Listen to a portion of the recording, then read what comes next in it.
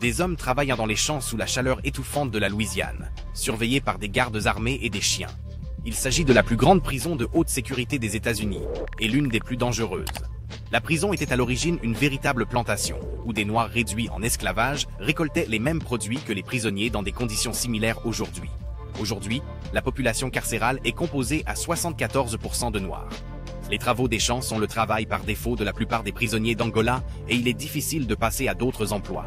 Pour leur travail, les prisonniers gagnent à peine 200 de l'heure. Dans le haut de l'échelle, ils peuvent gagner jusqu'à 40 cents. Le refus de travailler, ou le fait de ne pas travailler assez vite, peut valoir aux détenus de passer du temps à l'isolement, et il est arrivé que des prisonniers s'évanouissent à cause de la déshydratation. Comme si cela ne suffisait pas à faire de l'Angola un lieu de détention éprouvant, il y a aussi le manque de soins médicaux, le taux élevé de suicide et d'overdose, ainsi que des conditions de vie et de travail épouvantables. Les conditions sont si difficiles qu'un syndicat pénitentiaire a organisé un arrêt de travail pacifique en 2018 pour exiger des changements. Il a été réprimé dans la journée. Outre sa grande taille et ses conditions de travail brutales, la prison d'Angola a la réputation d'être dangereuse.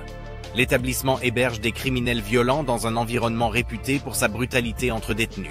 Ils sont surveillés par des gardiens sous-payés et des hybrides loup-chiens vicieux.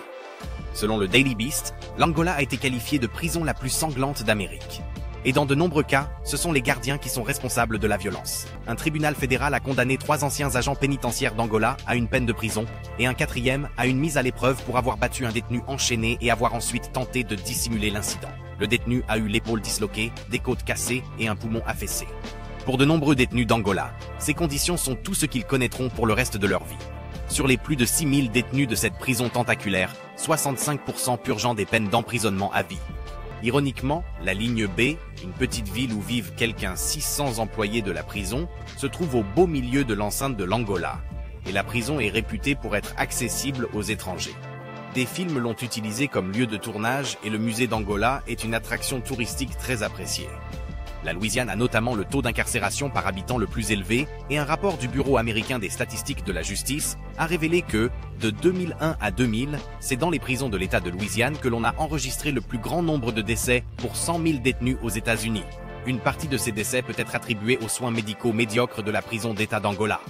En 2021, la juge Shelley Kedick de la Cour fédérale de district a condamné l'institution pour ne pas avoir fourni des soins médicaux adéquats au point de violer le 8e amendement de la Constitution des États-Unis en infligeant aux détenus des peines cruelles et inhabituelles. Dans sa décision, la juge a constaté des déficiences flagrantes dans la direction médicale et l'administration des soins de santé à la prison. Elle a également estimé que l'Angola avait violé la loi sur les Américains handicapés. L'État a décidé d'héberger temporairement un certain nombre de prisonniers mineurs à Angola jusqu'à ce qu'un nouvel établissement soit prêt. Un an plus tard, des défenseurs des droits de l'homme et l'ACLU ont affirmé que ces jeunes prisonniers étaient exposés à des conditions dangereuses. Une plainte déposée auprès d'un tribunal fédéral indique que les jeunes détenus étaient logés dans un ancien bâtiment du couloir de la mort, qu'ils recevaient de la nourriture et de l'eau insalubre et qu'ils étaient exposés à des niveaux de chaleur dangereux. Une première action en justice contestant le transfert de jeunes prisonniers en Angola a été rejetée par un juge qui a déclaré que les détenus constituaient un danger pour eux-mêmes et pour les autres.